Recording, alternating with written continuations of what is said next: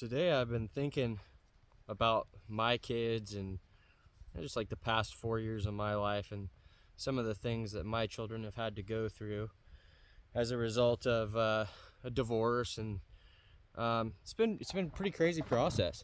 But what I was thinking about specifically is how sad it is how many uh, loving fathers, good, loving, present fathers, are essentially removed from their children's lives during the divorce process and sometimes after, and how badly the relationships between fathers and children are damaged throughout that process. And oh yeah, I'm sure there's a lot of crappy dads out there that aren't present, and maybe the divorce happens and then they decide they want to wake up and be better dads, and that's great. But I see a lot of situations where the mom just wants the dad completely out of the kids' lives. And maybe there's some situations where that makes sense. Not that I've seen a lot of them, but I'm sure it happens all the time.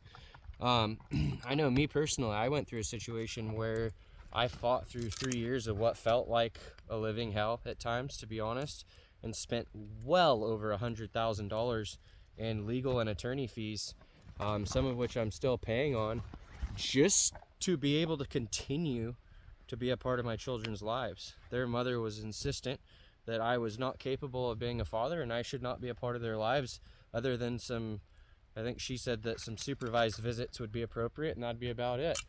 Which is absolutely crazy. I mean, whether you know me or not, or have any idea what my character's like, it's irrelevant, really. Unless I was just a total dirtbag. But I have no criminal convictions whatsoever. Well, if you want to count when I was 17, I ran from the cops, so I guess that did happen. Later had that expunged, but I don't have any adult criminal record. I don't have any drug problems. I haven't had any past drug problems. Haven't had any DUIs or anything. And I was in a situation where I had to fight really hard to stay in my children's lives. And had I not made a lot of the sacrifices that I did make, not patting myself on the back, I'm a parent. That's minimum effort. I had to make some really big sacrifices in order to be able to wade through the legal process and come up with the money to continue fighting. And you know what? I realized a bunch of times during that process is, as much as this feels like a living hell, man, am I grateful that I have the ability to figure things out well enough to at least get through this process and still be considered the father of my children and be an integral part of their development and their lives. But there was so many times throughout that process where I was like, man, there's a lot of guys that can't do this. There's a lot of guys that wouldn't be able to pull themselves together. Maybe guys that are, struggling with things in life, mentally struggling with work, whatever.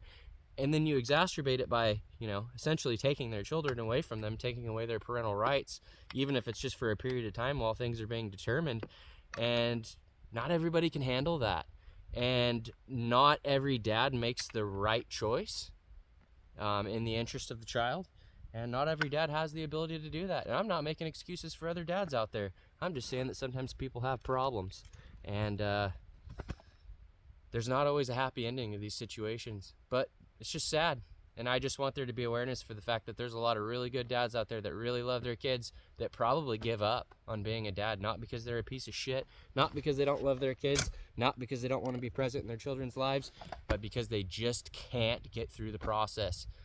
And they're just so heavily disfavored by the entire process that it just feels impossible and they give up. And that's sad. I'm so sad for the kids that are a part of situations like that. And I'm also sad for the fathers. It sucks. It really sucks. Kids need both of their parents. Kids need to know that it's okay to love both of their parents.